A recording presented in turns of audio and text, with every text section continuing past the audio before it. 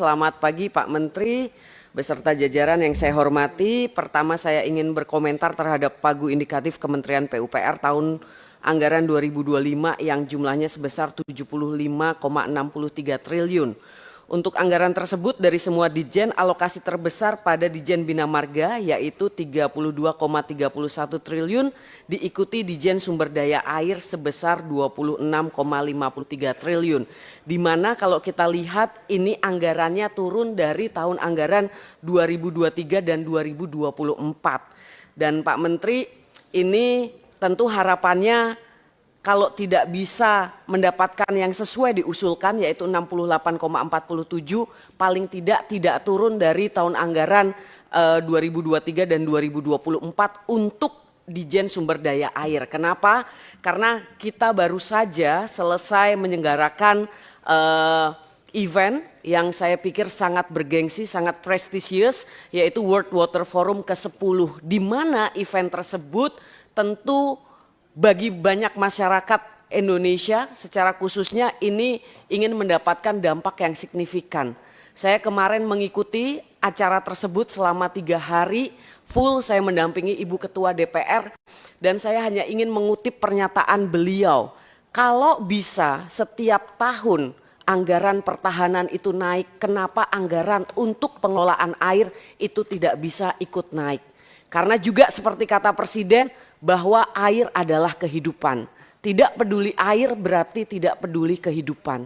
Sehingga Pak Menteri dan jajaran saya berharap dengan banyaknya prestasi yang juga Bapak torehkan di acara World Water Forum ke-10 di mana telah terjadi pertama kalinya ada keputusan tingkat menteri yaitu yang menyetujui pembangunan 113 proyek air dan sanitasi yang senilai 94 miliar untuk 30 negara, itu bisa betul-betul membawa dampak positif bagi masyarakat Indonesia terkait dengan tata kelola air.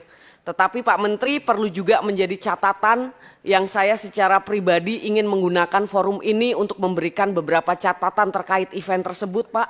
Karena megahnya event tersebut yang tentunya menghabiskan anggaran yang tidak sedikit, terutama acara yang dihadiri oleh Presiden pasti nggak ada lah yang anggarannya sedikit. Tetapi di saat bersamaan Pak, pemberitaan media lokal terkait dengan kekeringan atau tidak adanya air untuk masyarakat Nusa Dua karena semuanya fokus untuk melayani para partisipan dari WWF ke-10 ini. Itu tentu menjadi sangat ironis. Di depan mata kita lagi membahas tata kelola air yang baik, no one left behind, tetapi di depan mata kita masyarakat Nusa Dua pada hari pelaksanaan World Water Forum yang ke-10 itu kekeringan. Itu yang pertama. Catatan yang kedua, saya juga mencatat adanya represif dari para aparat. Ini memang bukan ranahnya Pak Menteri, tetapi saya tahu di mana ada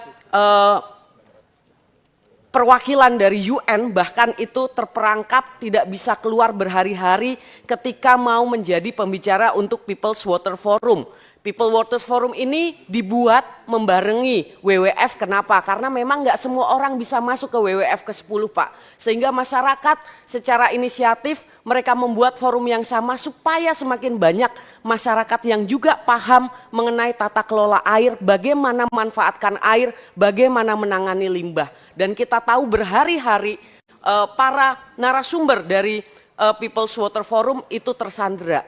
Jadi Pak Menteri catatannya adalah hasil kemarin yang Bapak sepakati, yang Indonesia dapat ilmu pengetahuannya terkait dengan tata kelola air yang berkeadilan bagi masyarakat itu di-share dan diimplementasikan dalam bentuk program kementerian yang nyata, yang real. Jadi harapannya itu Pak, karena kita tahu bahwa Indonesia hari ini belum memiliki hukum, belum memiliki undang-undang terkait dengan tata kelola air yang berkeadilan bagi masyarakat. Sementara kita juga tahu bahwa harga air kemasan yang menjadi sumber utama masyarakat untuk memenuhi kebutuhan air bersihnya itu harganya sudah 12 kali per kubik dari harga air PDAM. Kenapa orang harus beli kemasan? Kenapa orang harus beli air? Karena pemerintah tidak secara menyeluruh mampu menjawab tantangan sambungan ke rumah tangga. Jadi ini catatan besar Pak. Jangan cuma megah-megah kita berhasil menyelenggarakan World Water Forum tapi PR-nya tidak dilaksanakan. Dan kita tahu pembagian mengenai reservasi, industri, domestik tentang tata kelola air itu juga masih absen dari program pemerintah gitu. Kita tahu Pak ketidakadilan pemanfaatan air ini, masyarakat masih melihat, pemerintah masih melihat bahwa air sebagai sumber daya alam yang tak terbatas itu salah. Air adalah sumber daya yang terbatas sehingga penggunaan dan pengelolaannya harus sangat hati-hati. Bayangkan Pak, ada data yang mengatakan 100 orang turis itu dalam 55 hari menghabiskan air setara dengan 100 keluarga di desa untuk 3 tahun. Bayangkan 55 hari untuk 55 orang turis itu setara dengan 100 keluarga di desa untuk 3 tahun. Bayangkan Pak, betapa tidak adilnya pemerintah di dalam mengelola air. Masyarakat kekeringan banyak dan krisis air itu sedang terjadi. Di banyak negara Pak krisis air sudah terjadi sehingga harapannya Pak Menteri mampu di saat-saat terakhir ini Pak Menteri dan jajaran mampu memberikan sumbangan program terbaik untuk menjawab mengenai krisis air, kelangkaan air dan ketidakadilan pengelolaan air bagi masyarakat Indonesia. Itu catatan saya yang pertama terkait dengan sumber daya air. Lalu yang kedua Pak, ini juga saya pikir tidak kalah menyita perhatian masyarakat, yaitu adalah mengenai Dijen Perumahan, pagu indikatif tahun anggaran 2025 untuk Dijen Perumahan senilai 4,53 triliun dari yang diusulkan senilai 21 triliun. Kegiatan prioritasnya antara lain adalah pembangunan rumah susun, rumah khusus, PSU, perumahan dan BSPS. Nah Pak Menteri, kita tahu bahwa saat ini terkait dengan perumahan ini masyarakat kita sedang lagi viral-viralnya nih, lagi banyak banget dibahas. Pertanyaan saya Pak adalah apakah ada data tentang kebutuhan rumah bagi pekerja di Indonesia? Misalnya bagi ASN, bagi pekerja swasta, lalu berapa yang selama ini bisa dipenuhi ya? Karena sebagaimana kita ketahui bahwa kementerian lembaga yang memimpin untuk sektor perumahan ini adalah Kementerian PUPR. Apalagi Pak Menteri juga merupakan Ketua Komite Tapera, yang ini terkait juga dengan Tapera, yang kami di Komisi 5 ini paling banyak ditanya oleh masyarakat dan wartawan. Jadi bagaimana Pak data tentang kebutuhan perumahan bagi pekerja di Indonesia? Karena selama ini saya belum menemukan hitungan data yang detail mengenai proyeksi kontribusi Tapera bagi kebutuhan perumahan para pekerja baik ASN maupun pekerja swasta. Pertanyaan saya Pak yang juga ditanyakan oleh masyarakat hanya ada 2 saja Pak. Yang pertama adalah hitungan gap atau kebutuhan yang bisa dipenuhi oleh Tapera itu seperti apa? Saya mohon ada perhitungan detail dari Dirjen Perumahan, misalnya ya untuk ASN bagaimana, untuk pekerja swasta juga bagaimana. Dan yang kedua Pak, ada nggak sih Pak, ini saya lihat wawancara Pak Basuki di mana-mana kalau ditanya Tapera, ini jawabannya tuh kok tidak firm gitu. Ya Pak, ini Tapera gimana nih Pak? Kalau pekerja swasta yang udah menyicil KPR-nya selama ini atau yang udah punya warisan selama ini, udah punya rumah nggak butuh lagi perumahan, apakah masih diwajibkan? Nah ya kan, terus kadangkala ada beberapa dari pemerintah yang mengatakan ya itu kalau yang mampu nanti untuk subsidi yang tidak mampu. Mohon maaf Pak, subsidi itu kewajibannya negara, bukan sesama warga negara memberi subsidi. Kalau sesama warga negara namanya gotong royong gitu. Dan alangkah malunya negara yang tidak mampu hadir untuk menjawab dari tantangan yang masyarakat hadapi. Jadi Pak, mohon penjelasan tentang Tapera karena saya yakin di sini banyak wartawan, masyarakat juga menanti soal itu. Lalu yang ketiga Pak Menteri, saya khusus mau bicara tentang dapil saya Maluku Utara. Pertama saya ingin mengucapkan banyak-banyak terima kasih untuk Pak Menteri dan juga jajaran karena sejak saya ditugaskan oleh partai duduk di Komisi 5, ini secara signifikan pembangunan infrastruktur di Maluku Utara dari SDA, dari perumahan, dari jalan itu ada perubahannya Pak. Itu saya terima kasih sekali Pak. Banyak sekali juga usulan-usulan non reguler seperti pembangunan embung di hilir yang sudah disepakati, sudah disetujui oleh Kementerian PUPR. Kami sangat mengapresiasi itu Pak, dan harapannya tentu pembangunan dan beberapa program yang hadir di Maluku Utara itu bisa secara tuntas dan hasilnya bisa dinikmati secara nyata oleh masyarakat.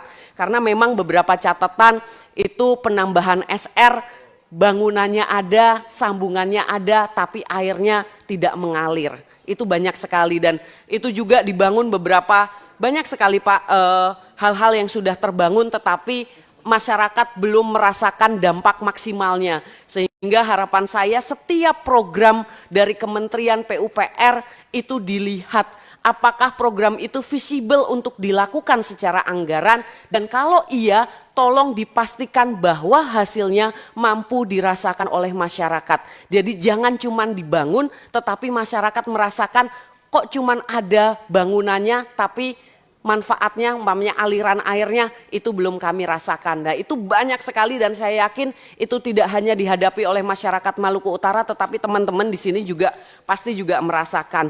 Nah selanjutnya Pak, saya juga terima kasih untuk target prioritas pada Dijen Cipta Karya peningkatan kualitas pemukiman di relief Waibulan, Kabupaten Halmahera Tengah, ini sudah terlaksana. Saya juga terima kasih untuk kapasitas dan preservasi peningkatan struktur jalan Weda Mafa, Matuting, dan Saketa. Ini target prioritas 2025 di Dijen Bina Marga. Ini urgent sifatnya karena ruas jalan ini menghubungkan dua kabupaten, yaitu Halmahera Tengah dan Halmahera Selatan. Jadi permohonannya ini bisa dikawal dan direalisasikan segera. Lalu selanjutnya Pak Menteri, untuk usulan program ada satu kebutuhan yang mendesak di Kabupaten Halmahera Barat, yaitu berupa kebutuhan akan jembatan Kalibutu. Jadi Pak, ini jembatan Kalibutu ini, Sungai Kalibutu ini memisahkan ya antara Kecamatan Loloda dengan kecamatan lain di Halmahera Barat, dan terpaksa karena tidak ada penghubung, jalannya putus, sehingga beberapa waktu yang lalu ketika saya mengunjungi masyarakat di Loloda itu saya harus mobilnya lewatin sungai. Jadi bukan my travel, my adventure, tetapi ini adalah my dapil, tantangannya luar biasa. Jadi itu kalau lagi banjir otomatis terputus. Kemarin saya usulkan untuk sebagai penerima jembatan gantung tetapi ditolak karena alasan anggaran. Saya mohon Pak, ini Loloda masih terisolir, bayangkan kalau ada orang sakit Pak, ini digotongnya lewat sungai seperti apa. Paling nggak ada jembatan yang kalau VR bisa lewat atau apa Pak, karena ini bukan sekedar janji kampanye, tetapi saya pikir ini adalah bentuk kehadiran saya sebagai perwakilan masyarakat Maluku Utara yang bisa mengupayakan bahwa betul-betul tidak boleh ada satupun masyarakat yang tertinggal secara menikmati pembangunan infrastruktur. Jadi jembatan Kalibutu di Loloda menjadi prioritas Pak. Kalau boleh saya fokuskan di situ, boleh yang program-program lain dipotong, tapi paling tidak hadir jembatan di Kalibutu. Itu yang pertama Pak. Dan selanjutnya mungkin Bapak juga mungkin sudah mendengar bahwa aktivitas gunung berapi di beberapa wilayah di Indonesia Timur sekarang lagi aktif-aktifnya, dan di wilayah kami, di dapil kami Pak, ada Gunung Ibu di Halmahera Barat, dan kemarin sudah erupsi. Untuk mengantisipasi terjadinya banjir lahar, kami membutuhkan pembangunan infrastruktur sabudam Pak. Dan selain itu juga kondisi saat ini masih hujan dan potensi banjir itu masih terus bisa terjadi, dan kami sangat membutuhkan bahan banjiran seperti geobox, geobag, dan juga kawat bronjong Pak, untuk jaga-jaga. Juga itu juga kebutuhan yang sama juga untuk di Taliabu dan juga beberapa kerusakan sungai di Halmahera Selatan, karena memang Pak, di daerah kami itu sangat rawan bencana, dan kami juga berbatasan dengan pantai juga sangat banyak, jadi bahan-bahan banjiran, bronjong, geobox, geobag itu sangat kami butuhkan Pak. Jadi harapannya Pak Menteri beserta jajaran bisa memberikan dukungan kepada kami di Maluku Utara. Selanjutnya secara umum Pak, saya sekali lagi ingin mengucapkan terima kasih banyak atas kerjasama dan bantuan yang sangat baik dari Pak Menteri PUPR beserta jajaran selama hampir 2 tahun saya ditugaskan di Komisi 5 Maluku Utara. Sudah kelihatan lah Pak ada perubahan untuk dukungan infrastruktur, dan harapannya tentu di akhir periode pemerintahan ini Pak Menteri dan juga jajaran bisa menuntaskan segala sesuatu yang sudah dimulai pembangunan infrastruktur di Maluku Utara. Jadi souvenirnya, oleh-olehnya, kenang-kenangannya untuk Maluku Utara ada Pak. Terima kasih Pak Menteri, doa kami Pak Menteri selalu sehat juga, Bapak-bapak dan Ibu berjajaran di Kementerian PUPR. Terima kasih Pak Pimpinan atas waktu dan kesempatan yang diberikan.